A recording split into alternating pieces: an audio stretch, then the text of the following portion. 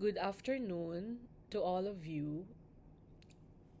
The topic for this afternoon will be about adolescence, and I really wanted to give this lecture, supposedly synchronous online, so I can interact with you. However, because of conflict in schedule, I have decided to record my lecture so as not to disrupt the schedule of your uh, classes in pediatrics.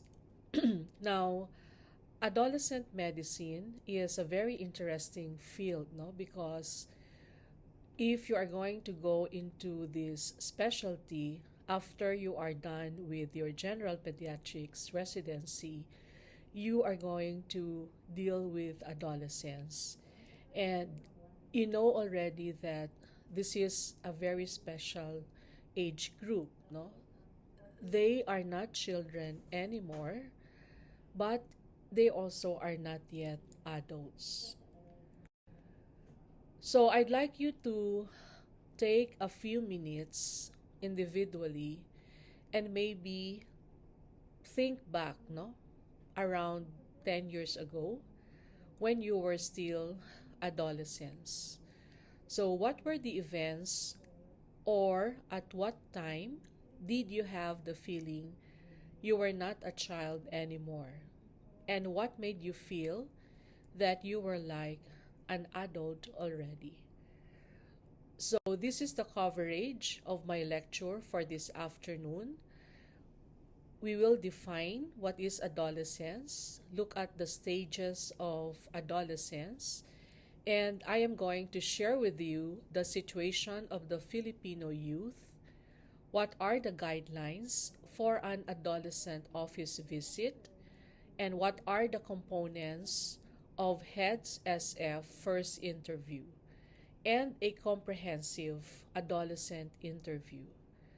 Then we will move on to sexual maturity ratings or the Tanner staging. Let's have a review on the events on puberty and how you conduct your physical examination, as well as what are the different screening tests and what are the vaccines recommended for adolescents. So the word adolescence comes from adolescer. So meaning this is the time to grow up. And this is a time of immense biologic, psychologic, and social change. So, if you recall in your Pediatrics 2 on the lecture on adolescence, you have learned that there are different stages wherein in early adolescence, puberty, no, is the highlight where there are physical changes that would occur in the body. Like in girls, the breast budding would start with later pubic hair development. And this is also the start of growth spurt. Now for boys, this will be enlargement of the testes and also at the same time the start of genital growth. Now psychologically, adolescents are concrete thinkers, meaning they would not really think beyond, no? Or they don't know what would be the consequences of their actions at present. Like for example, an adolescent who is asthmatic, no? An adolescent would usually complain if you are going to give them medications, no, that they have to take every day. And if you are going to put an asthmatic adolescent on, let's say, an inhaler, and he has to have it every day, when he is asymptomatic, he would not continue on using it because he would reason out that why should I be using my inhaler when I am okay at this time? And that is how a concrete thinker would, reason out. But later on, they would develop into abstract thinking, and this adolescent would realize that, yes, he is asymptomatic this time because he was taking the inhaler, but if he stops it, then he might have the signs and symptoms again of asthma. Now, social aspect, there's emotional separation from parents. They really wanted, no, to exert their independence already. And there is a start of a strong peer identification and early exploratory behaviors like smoking, also some violence. Now, in mid adolescence, biologically, this is the time now that they have their menarche for girls. There's development of the female body shape with fat deposition. And for boys, they would already have their spermarche and nocturnal emissions. Psychologically now, abstract thinking but self still seen as a bulletproof. And socially, they are still emotionally, no, separated from parents. They have strong peer identification, but at this time now, there is really increase in the health risks like smoking, alcohol, engaging into unsafe sexual practices, and early vocational plans. Then they move on to late adolescence. So for boys, this will be the end of the puberty, and there is a continued increase in the basal milk and the body hair. And also this also will be the end also of puberty for girls. So psychologically, complex abstract thinking, identification of difference between law and morality, and socially, developmental of social autonomy.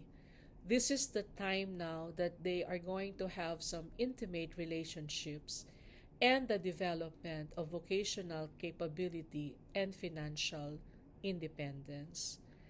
So you can just imagine, no, that an adolescent has to go through these different stages. Now, what is special about adolescence?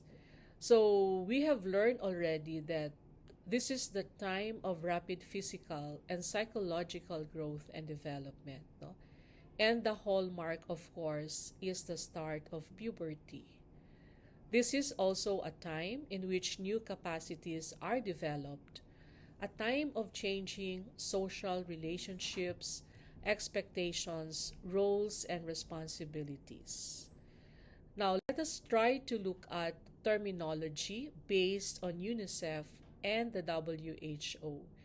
And adolescence has been defined as the second decade of life. So that will be ages 10 to 19. And the youth, those between the ages of 15 and 24 years old, and young people, no? I'm sure most of you belong in this age, are those between 10 and 24 years of age. Now let us try to look at the Philippine adolescent population. In 2013, there's about 19.2 million youth in the Philippines already, and 10.2 million belong to the age 15 to 19 years old, and 9 million age 20 to 24 years old. Now, let us look at Erickson's task of adolescence. And one is emancipation, no, which can be equated to being independent. Acquisition of identity and the sense of uniqueness or self-separateness. Intellectually, an adolescent would ask himself or herself, who am I in relation to the universe? And sexually, they would ask, who am I as a sexual being? Now let us go back again and look at the stages of adolescent development. So early adolescence would be referring 10 to 13 years old. And this particular stage, this adolescent now would really exert independence or autonomy. So sometimes they are very argumentative, they are disobedient, and they tend to challenge family and authority.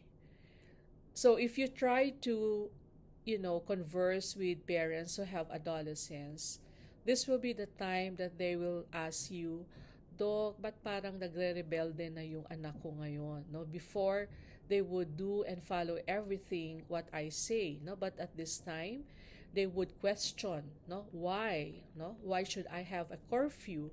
Why should I do this? No? Is because this adolescent would really want to exert independence and also wanted to be treated like an adult already, no, and not a child. Now they are very moody, no? At one time, they are chattering, no? They are very talkative. And then suddenly they would keep quiet or they will lock up themselves in their room. And they do daydreaming a lot, no? So if you can recall when you were in high school, some of your classmates, no, were caught by your teachers just staring in space, no, during class hours. It's because they were maybe daydreaming about their crushes, no, or what they wanted to do, or they felt so bored, no, during the classes. So they would try to reject now the things of childhood and displays the growing need for privacy. So, very important that when you have a parent of an adolescent patient, you always remind them, respect your children and, especially their privacy. Do not go inside the room, no, without even knocking or telling them that you are going inside. Do not go over their things, no, or even their cell phone. So I myself, no, as a parent of adolescents, and I have gone through that phase, no, that my children would, get angry at me if I would try to look at their posts, no, in the social media, and or look at their cell phones, no, and they would always tell me that I'm a mom stalker, no. So maybe as parents we cannot really, prevent from doing that, but you have to set boundaries that your children would feel that they are respected. Okay? Body image is also very important at this time, the early adolescent stage. So they are very critical of and preoccupied with physical appearance and changes. Some may be anxious about wet dreams, no? Especially for boys, masturbation, for girls, the size of their breast, or the penile cells also. In terms of cognitive development during this early adolescence, the adolescent would always focus of what is here and now. So that means that the adolescent would not try to think on what might or what can happen afterwards. So there is a need for instant gratification and there is a lack of impulse control. And this has been supported by a lot of scientific studies on the adolescent brain development that the adolescent would think using the amygdala, which we all know is the area for instant gratification for emotions. So that might be the reason why they're very emotional, and also for impulses, aggression, and instinctive behavior. Now, the prefrontal cortex, which is the CEO of the brain, is the last one to develop. And remember that this area is the one in charge now of decision making part of the child's ability to plan and think about consequences of actions or control their impulses, no, or solve problems. So it is also in this age that, they are trying to form their identity already. So they would ask the question always, who am I? And they would even ask sometimes, am I normal? Because the tendency is they would compare themselves with their other peers. And this is the time that there might be some emerging sexual feelings and exploration, and they would magnify their own problem and things that no one understands. So, if you try to recall yourself before during this particular phase in your life, no, even a very simple or slight problem, you tend to magnify it, no, and think that, oh, there's no more solution, no, or there's this is the end of the world already. So we need to understand that that is how an adolescent would think. So in terms of peer group, in early adolescence, the boys tend to go with boys also, no, and the girls would mingle with other girls. So there is a development of intense friendship, but with the same sex. And the contact with the opposite sex is in peer groups. So if you have, a friend, no, who belongs to a group of boys, then that's the time when you have can befriend them or you can meet them. In terms of vocation, there is a reset of priorities for social life than study, and they may have unrealistic academic goals and frequently changes them. So still very important that as parents, no, we teach the parents to tell them that remember that your adolescents or your teenagers are not yet adults. So you really have to sit down with them to guide them and nurture them. Now we move on to middle adolescence, which is between 14 to 17 years old. And this time, they would exert also autonomy. They would show ambivalence on emerging independence, which may lead to family conflicts. So they would ask rules, no, that would be set at home, policies at home, no. They would try to test their parents, no. So as parents, we also advise them, no, that you should communicate well, no, and check on your adolescent always at this time so that things will be clear with you and there will be a good communication line between the parent and the adolescent. How about body image?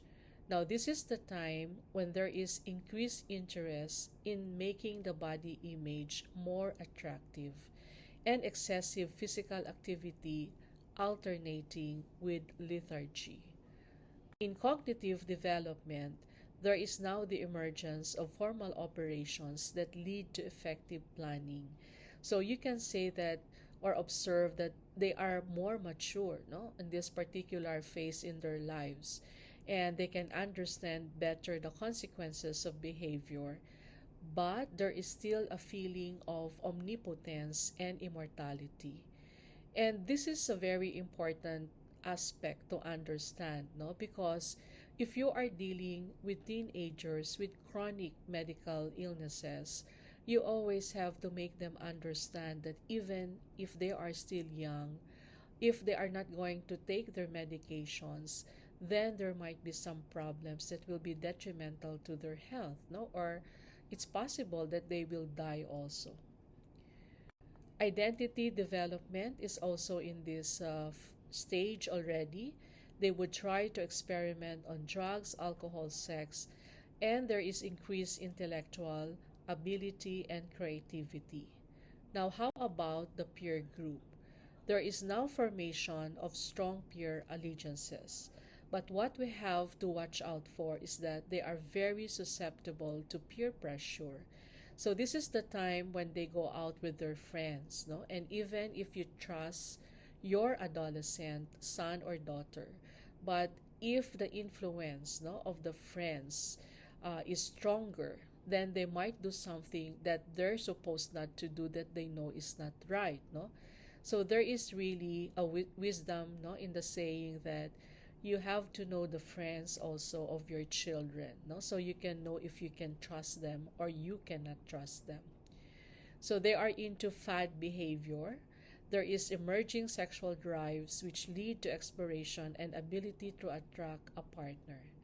In terms of vocation, they are able to set more realistic academic or vocational goals and begins to realize strength and limitation.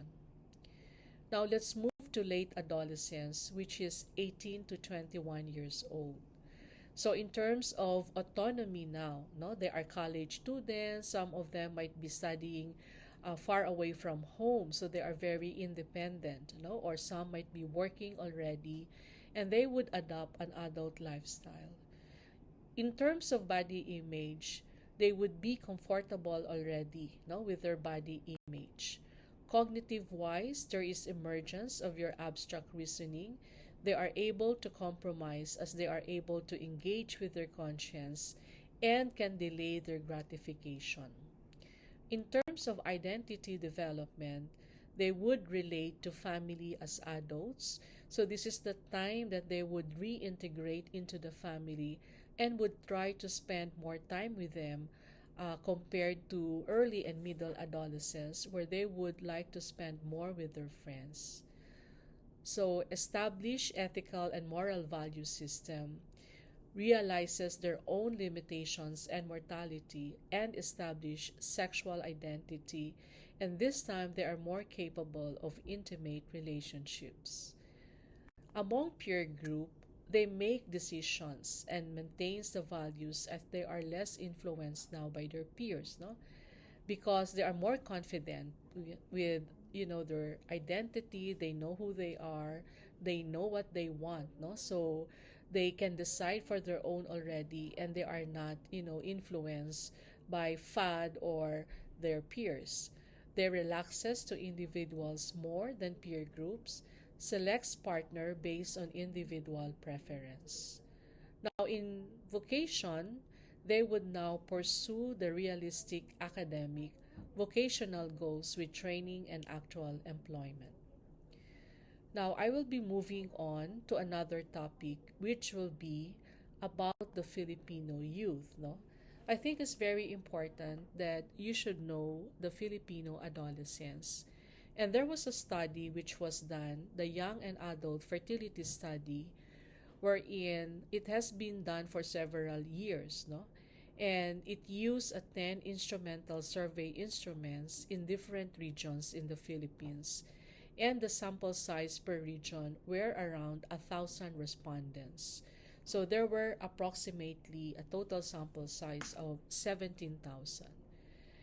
So when we look at the educational profile of the Region 11 youth, so 37.8 no are high school undergraduate, and 23.1% are high school graduate. Only 16.4% are college students. And take note, no, there's 16.1 no schooling. So that would mean this portion of percentage of our youth are just there in their houses, no, or in their communities, and we don't know what they are doing. And the 6.5% are into vocational courses. So the educational profile of Region 11 youth would say that college and higher education is below the national average. And the proportion of the Region 11 youth who are studying in the Region 11 is the fourth lowest in the country. In terms of youth employment, 1 of 4 Region 11 youth is working. So this is the second biggest proportion of unemployed youth. And 1 in 10 youth in Region 11 is idle. So that is about 9 to 7%. Now we know already that in this particular stage of their life, no, if they are doing nothing, they are just idle, they are not in school, they're not even working. So the risk of them not to involve in some activities that might be detrimental to them would be high, or the risk factor that they would do risk-taking behavior activities. In terms of marital status, 76% never married, 16.3% are living in already, and 6.1% are formally married. Now, let us look at how the Region 11 youth are digitally wired. So, 74.9 no, own a cellular phone. But if we are trying to look at figures, you might say that, oh, this is low because you can see, no, even not an adolescent, even a school age child would own a cell phone already. Watch the TV regularly, that's 65.2%. Use the internet, that's 56.7%. They have an email account of 50.7% and have a social networking account of 50.3%. Now, 36.5% of them have text mates that they have not met in person, or they have an online friend or online friends that they have not met in person, 33.6%. And this is a bit alarming, no? Because even if they don't know that person, they would accept it in their in social media, no? Maybe in Facebook or whatever platform they're using. And since I also work at the Women and Children Protection Unit, no, which where we take care of abused women and children, in our statistics, we do have a lot of teenagers who are abused, no, especially sexually abused. And in our statistics, there are no a lot who would meet with these friends, no, who were their text mates or who were their online friends, no. So there's really danger for this, and some of them 2% of personal blog, but I'm sure the figure now is higher, no, especially during the pandemic, no. Most a lot of people, not even celebrities, no, have their own personal blogs already. Now, 2 in 5 in Region 11 youth exercise at least 2 to 3 times a week. No, so you can see that there are only few, no, who are active in terms of physical activity, and a lot, the biggest proportion of youth who consume instant noodles. No, and you know that these are just carbohydrates, and even there's high salt, no, in this particular food, and they are the second highest proportion of youth who drink carbonated drinks. So let us look at now the non-sexual behavior. Proportion who are currently smoking is below the national average. I think this is a positive note, no, because maybe of the ordinance in our city where there's anti-smoking, and maybe this has also improved, no, to lower the statistics. Proportion who are drinking is also below the national average. Proportion whoever use drug is decreasing, but for those who use drugs has the highest number. So this is quite worrisome, no? So if you look at the data on the use of drugs, no, you know that Region 11 is there in the top 10. Now, looking at non-sexual behavior, the third biggest proportion of youth who ever thought of committing suicide, no, comes from our region, and 3 in 100 attempted suicide. So that means that we really need to take care, no, of the mental health of our youth. Now, violence. Proportion of Region 11 youth who have been aggressors of violence is above the national level, and the second biggest of youth who have experienced harassment using technology. So, in the survey, they were asked on the sources of information, and 3 in 5 Region 11 youth do not have any source of information about sex. So, they got it from TV, internet, books, movies, videos, and magazines. And they said that they would prefer the sources of information about sex and reproduction from friends of the same sex, medical professions, mother, teachers, sister. So only 1 in 20 in Region 11 youth has discussed sex at home while growing up. We know already that in our culture, no, talking about sex is a taboo at home. But we have in our parenting sessions, no, we always tell the parents that you should always have an open mind, no, in trying how to discuss about sex in a good context, no, and not in the other sources of information where they can get like from pornographic materials. So in terms of sexual behavior, 1 in 5 in Region 11 youth has shared sex videos online and through cell phones, and 0.9% recorded themselves having sex. 4.4 engage in sex with someone they met online through text messages, and 8.1% have engaged in phone sex.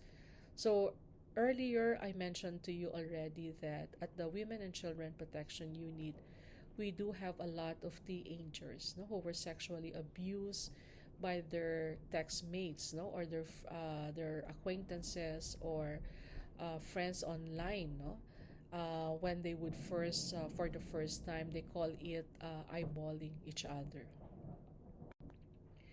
Now, 2 in 5 youth in Region 11 have sexual experience, premarital sex, and the mean age of the first sexual encounter for males is 17.2, whereas for females is 17.4. And 8 in 10 were unprotected sex. So the risk there for having sexually transmitted infections, HIV, or even unplanned pregnancy is very high. And risky sexual behavior, 6.3% have engaged in casual sex, 4% in FUBU experience, and 6.4 males have had sex with a fellow male. Now, looking at the teenage fertility, we are number 5 in teenage fertility prevalence, and most risky sexual activities are unprotected against the risk of pregnancy and STI. So you are going to, it's important for you, no, to have an idea on what is going on among our teenagers in the region, so that when you are going to do your medical interview now with an adolescent patient, you know what are the important questions that you need to ask in terms of personal and psychosocial history. So we are moving now on the topic of interviewing and communicating with adolescents. Now, I would be sharing with you the video, no? I would post it also in iLearn on how the adolescent consultation should be done, no, with a parent. And you would see that it's an entirely different method, no, compared to the usual consultation that we have. So the impact of communication in healthcare, I just wanted to re-emphasize again how important communication skills, no, in medicine. So extensive research have shown that no matter how knowledgeable a clinician might be, if he or she is not able to open good communication with the patient and his or her family, he or she may be of no help. So you are aware already, no, about effective communication. So it's not just being nice, but produces more effective consultation for both patient and health professionals.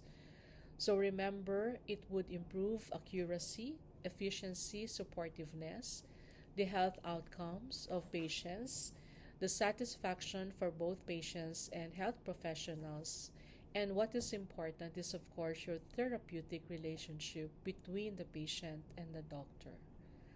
So, you all know this already, no? I hope you still remember what was taught to you during your first year in the Arts and Science of Medicine 1.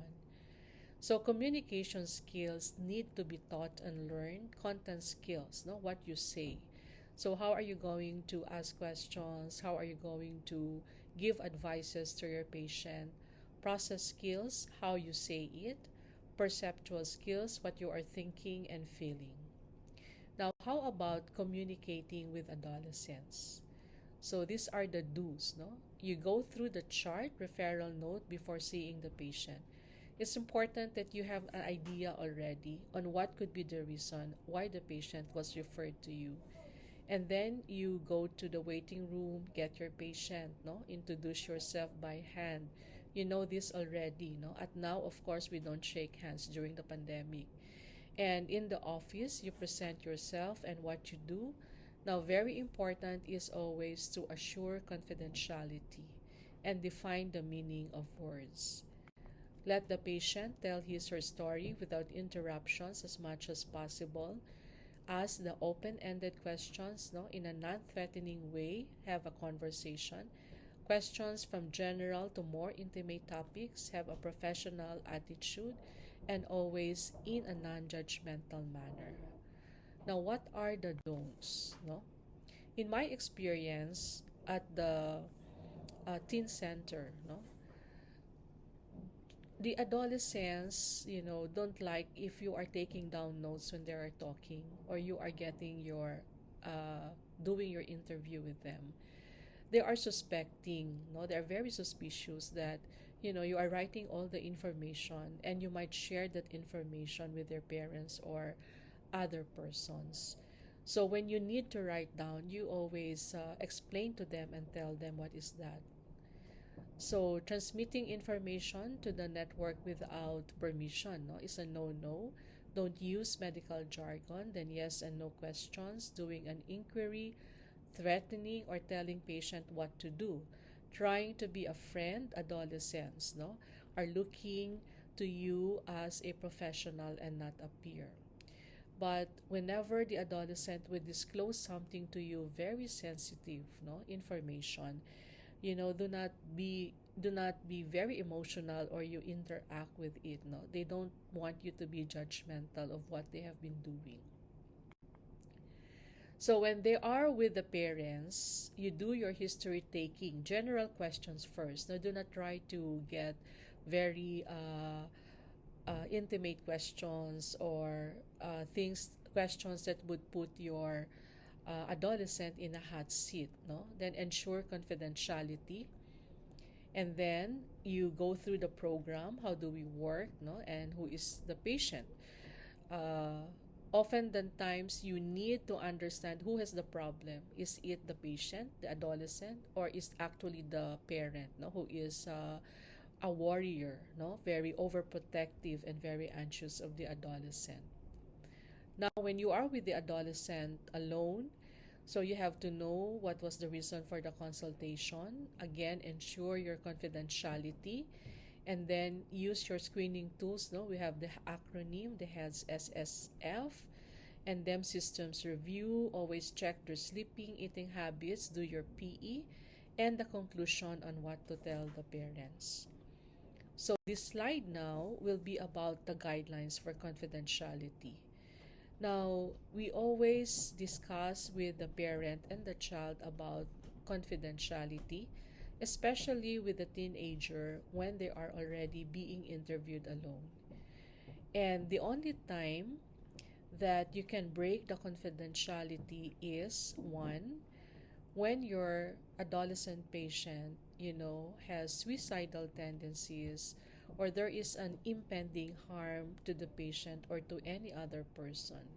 Second, if the patient is a victim of any form of violence.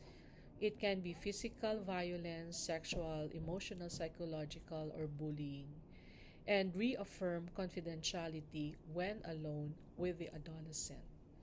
Now, the next slides that I'm going to show you we will go a run through, no, on what goes on in the heads SF interview, which is an intensive psychosocial questions, no, for your adolescent. So home, so these are the questions you can ask, no? Where is the teen living? Who lives with the teen? How is the teen getting along with parents and siblings? Because you wanted to know what is the dynamics of the family, what is happening at home, no? You might realize that the adolescent is having some emotional or mental problems. It's because of stress, no, or the conditions at home.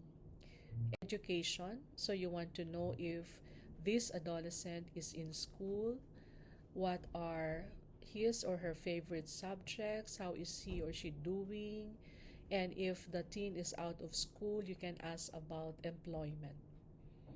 So you also ask about activities, no? So after school, what does the teenager do? No, some teens are engaged in sports activities. Some might have extra academic activities. What does the teen do to have fun, and with whom? Does the teen participate in any church or community activities? No, and what are the teen's hobbies? Now, you always have to screen for abuse. So it can either be sexual or physical abuse. So how are you going to phrase your questions?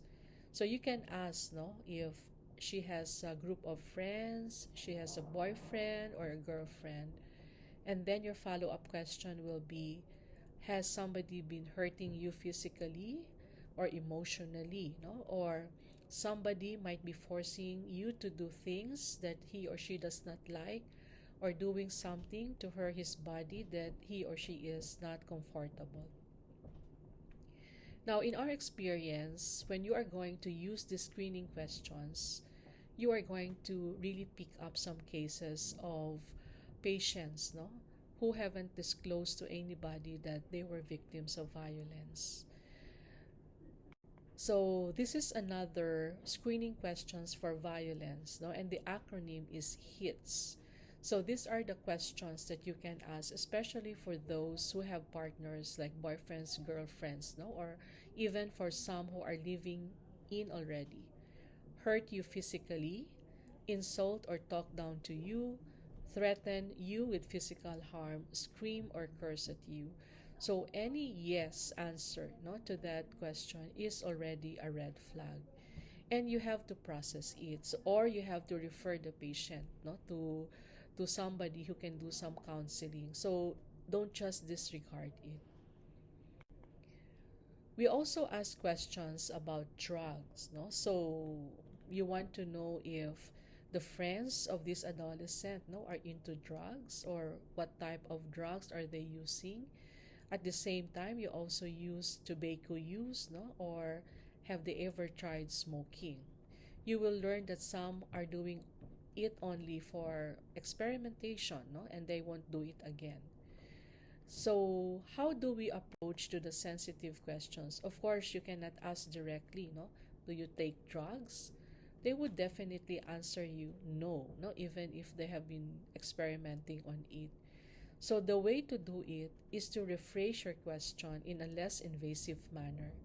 Like, for example, I know that drugs are fairly common on school campuses. What drugs are common on your campus? And then the teenager will tell you, oh, I know some friends are using marijuana, no? It is not uncommon for some teens to try some of these drugs. Have any of you tried it, no? Or your friends? How do you handle when your friends are using drugs? Do you ever try? So, with these questions, aside from knowing the information if they are using some drugs, you are also trying to know how this adolescent responds to peer pressure. Okay?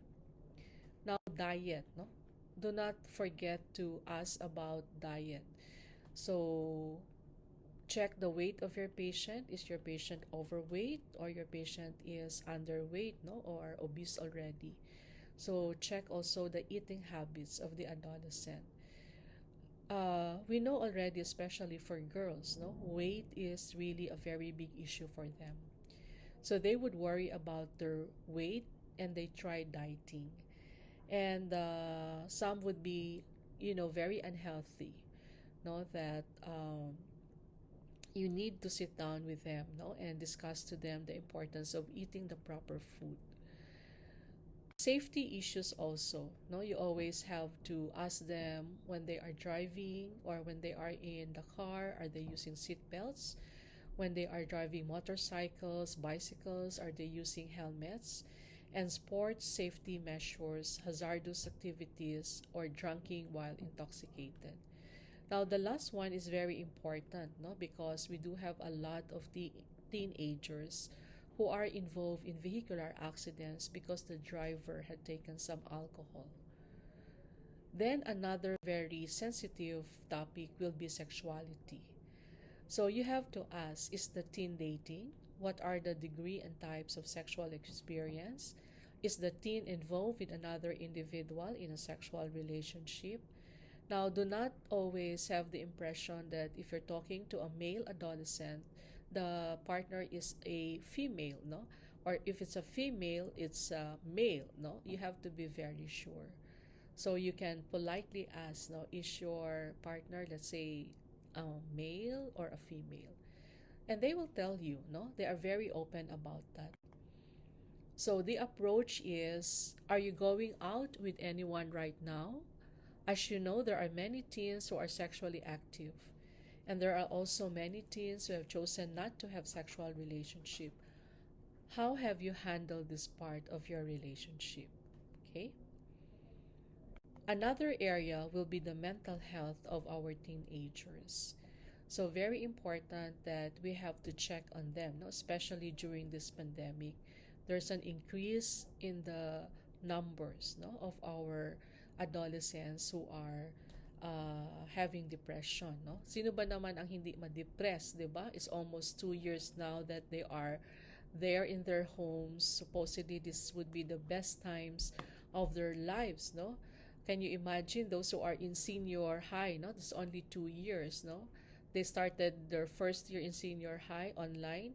Now they are also online, and until they graduate, they'll be online. They haven't even meet their classmates, no, face to face, and even their teachers. So that's a very depressing experience, right? So you have to ask, no, does the teen have any current suicidal ideation, or were there prior suicide attempts, no? So when you are also talking to the teenager, you have to be very observant, no? Some may say no, but then you can see on the wrist there are some scars, no? So that will make you suspect that there might be some suicide attempts, no, before. And have you ever felt so bad that you wanted to kill yourself? So do not forget this area, no, because this is very important. And then you can ask them about family and friends. We need to know who is supporting the adolescent, no? Sometimes you would realize the toxic ones, no, are the parents or maybe the siblings, no? So these are the stresses that can be present at home.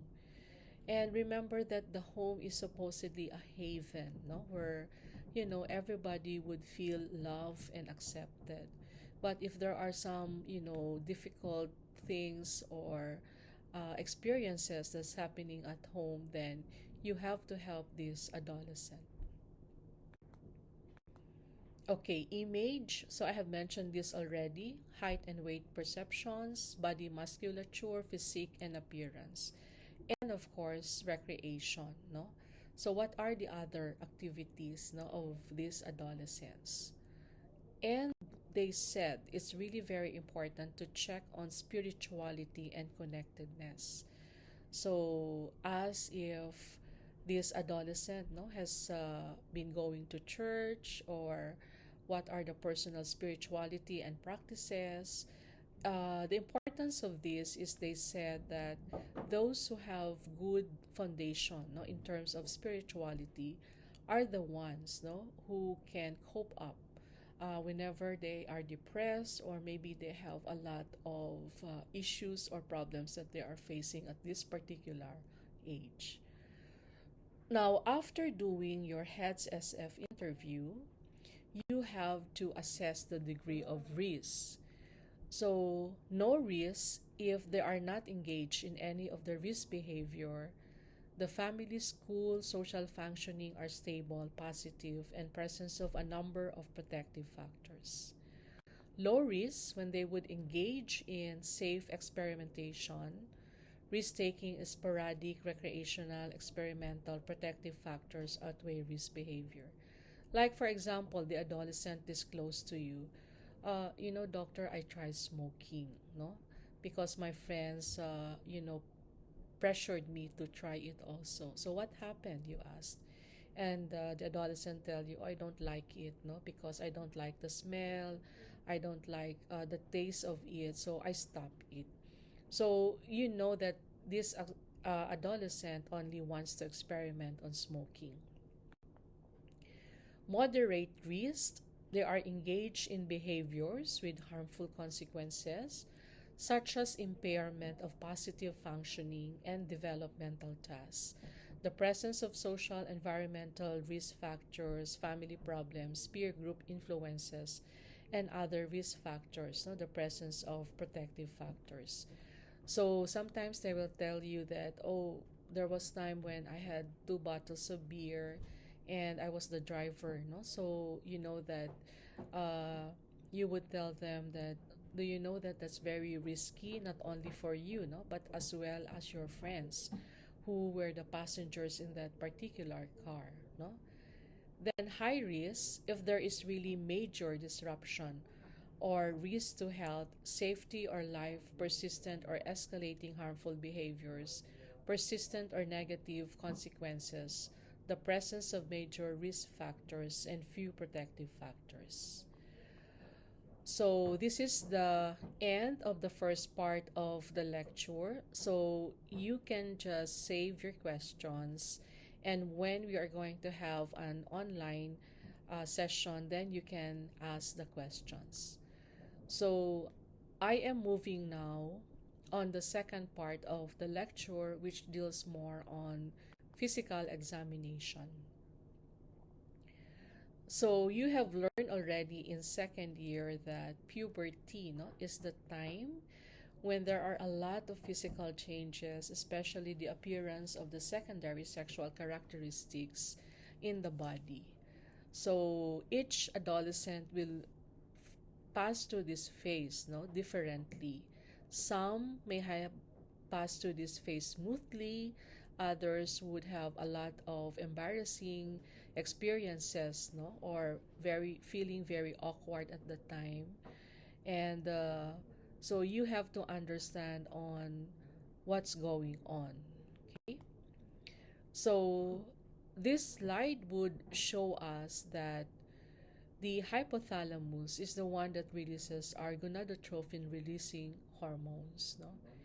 And they stimulate the pituitary to produce your FHLSH.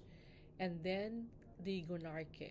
So we have the hormonal hormones now, testosterone, estrogen, which are the secondary sexual characteristics responsible for that. And then we also have the growth hormone, which is responsible for growth spurt in your adrenals. No, we have your adrenocorticotrophic hormones, which is responsible for adrenarche. So the exact trigger is actually unknown. But what they have noticed is that there is a decrease in the sensitivity of hypothalamus to estrogen and testosterone. That's why it leads to increased levels of your LH and FSH. And there is augmentation of the pulsatile LH secretion during sleep. So, among males, the luteinizing hormone can stimulate the Leydig cells in the testes to produce testosterone, and the FSH stimulates the Sertoli cells in testes to produce the sperm later in puberty. How about the females? The luteinizing hormone stimulates the theca cells in the ovary to produce the androgens, and the FSH stimulate follicular cells in the ovary. No? So this is in preparation for ovulation. Then in females, positive feedback cycle develops.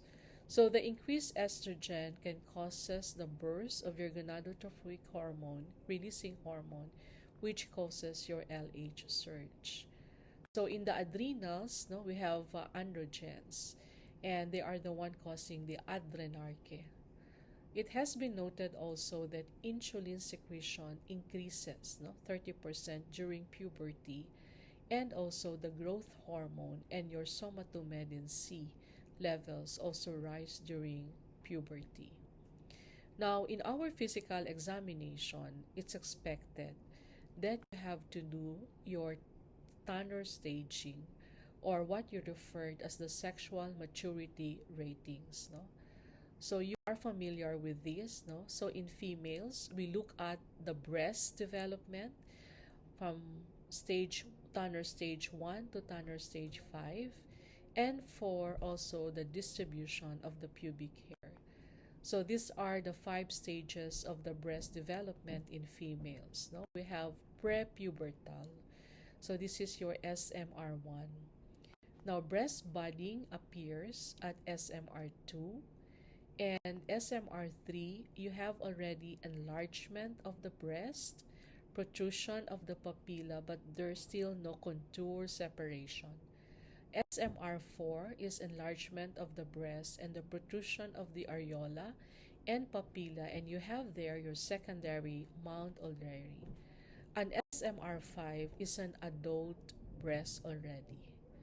In terms of the pubic hair distribution, under stage 1, you don't see any of the pubic hair. SMR2, there is sparse, lightly pigmented, straight at the medial border of the labia. And then SMR3, darker, beginning to curl, increase amount. SMR4, curly, abundant, but less than an adult. And in the SMR5, you can see the adult feminine triangle, and the pubic hair spreads to the medial part of the thigh.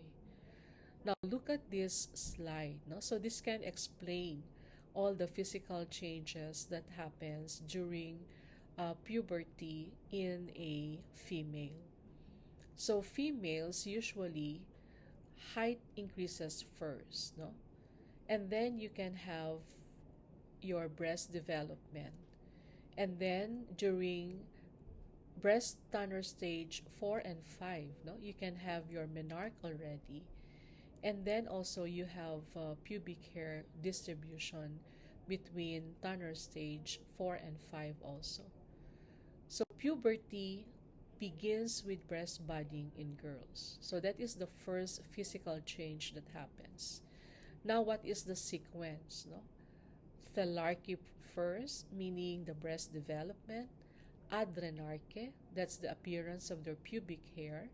Peak height velocity. You have continued breast and hair development, menarche, and completion of puberty. So the peak height velocity occurs about 1 year after breast budding. So if you would recall, during elementary, grade 5 and grade 6, suddenly you can see your female classmates then that they were increasing in their height already. Boys will do it later. No, there's a lag, mostly in high school already. And the menarche, can happen 1.1 years after the peak height velocity, or 2 to 3 years after the breast budding. So when you have a child, whose breast budding started at around 8 years old, then you can expect at 10 to 11, this particular child will have her menarche already. The average age of menarche is 12 years and occurring at SMR 3 or 4, no? But in some documentations or in some references, no, you can see that it is between SMR 4 and 5. And the normal range of menarche is 9 to 17 years old.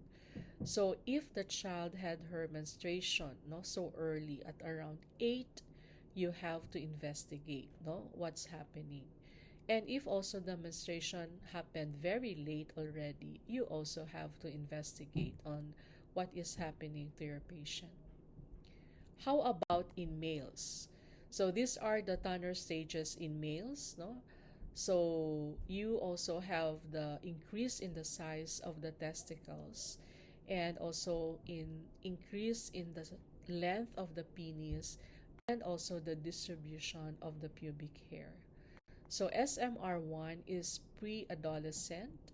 SMR2, you have their enlarged scrotum already, minimal enlargement of the penis.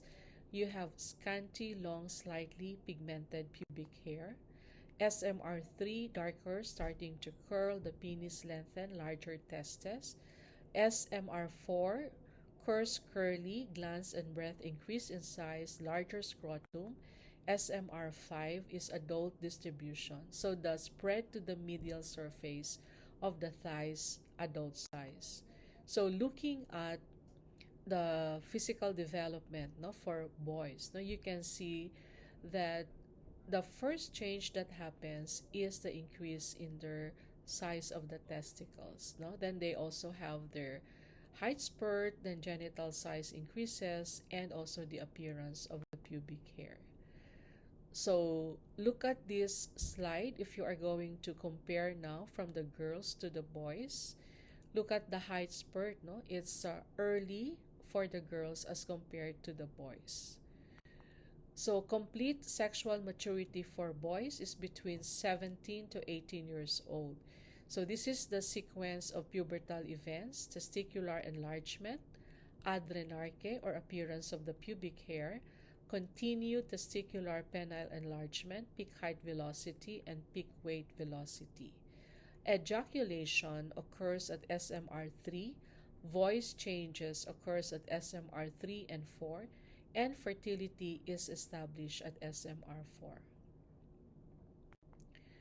Now, when we do our physical examination, always remember to ensure the patient's comfort and address the patient's concern, no? And a reminder to everybody, no, for male doctors, make sure that there is always a female person present, no, be the mother or the guardian, the nurse, your secretary, no, or another female doctor. Ensure privacy and confidentiality. Avail of opportunity to ask about bodily concerns. Consider who should be present during the physical examination. Now, we check for, of course, no, blood pressure. We calculate the BMI of our patient. Check the vision, hearing screening, skin examination, teeth and gums, neck exam for acromegaly or adenopathy, cardiopulmonary, abdominal, and genitals. So include also your musculoskeletal PE, sexual maturity ratings, breast examination for the girls, scrotum examination for the boys, and gynecologic examination for the girls who are sexually active. Now, what are the different screening tests, no, for adolescents? You test for hemoglobin hematocrit, especially for females who have a history of profuse menstrual bleeding. No? A lot of them will be anemic. So we need to document that so that we can also correct their anemia. You can do your urinalysis, your TB screening with PPD, visual screening, hearing screening, and for those who have high risk, no, family members who have a cardiovascular event at the age of 50 years old or 55 years old, so you have to check the cholesterol, or there is a family history of hypercholesterolemia. So when you do your PE, no, focus on the skin. Take note, no, of tattoos and ask them where they had that, no. A lot of them will just, have their tattoos there in the corner or whatever, no, that sometimes they might get infected with hepatitis B, no. I have one patient before uh, who had was hep B surface antigen positive, and she was actually asymptomatic, no, and there were no other members in the family with a history of hep B. But in her history, she said that she had a tattoo, no, in Boracay before. So most probably, no, that was done not in a very safe or a sterile manner. That, you know, it could be a reason why she contracted hepatitis B. And body piercing, no. So check on this where they did it, no. So there might be some infection that could develop, or what was it done in a sterile manner also, no. So you have to check on these things. Now in the skin also, very common, no, that they have acne, and that is very stressful for them. No, they would their self confidence, no, usually goes down, because body image is very important for them. So you can see teenagers who have a lot of pimples on the face. No, they won't look at you in the eye, or they would always look down because they are very conscious. So we also tell the parents, no, na wag na yung attitude na sinasabi lang na ayaan mo lang yan, pimple lang yan. That's part of adolescence. But maybe not for that adolescent who is very conscious. So we tell them that, oh, you can seek consultation and ask help from the derma, no, to help you control, no, the acne, and what management can be given for that. You also screen for scoliosis, no? So you can ask your patient to do the forward bending test and try to see, no, like in this picture, you know that the scapula, no, is not aligned with each other. No, it's very obvious that this patient has scoliosis. So you have to have an X-ray so that the radiologist can compute, no, for the angle of the scoliosis, and you can refer this to an orthopedic surgeon. So, special circumstances recommendation. So, sexually active, no, they have to have their pap smear yearly, and then should be screened for gonorrhea, chlamydia, syphilis, alcohol and drug use, no, drug alcohol levels, hepatitis, AIDS, and those male adolescents having sex with male adolescents, you have to screen them for uh, STI, hepatitis, and HIV also. And always ask for the immunization for adolescents. Like they have the TD booster, no? So the small d there would be lower amounts of your diphtheria. And you have your toxoid, your MMR, hepatitis A and B, you have your varicella, and you have your human papilloma virus vaccine, no? And of course, no, at present, of course, the only those who are 18 and above in the Philippines are given the uh, COVID vaccine, no, not yet for younger, but we hope that soon, no, it will be approved that it can be given already to younger ones. But we all know that it's only the Pfizer vaccine right now who has been given to young adolescents. Okay, so I will be ending now the first part of the lecture, and the second part of the lecture will be next week, no?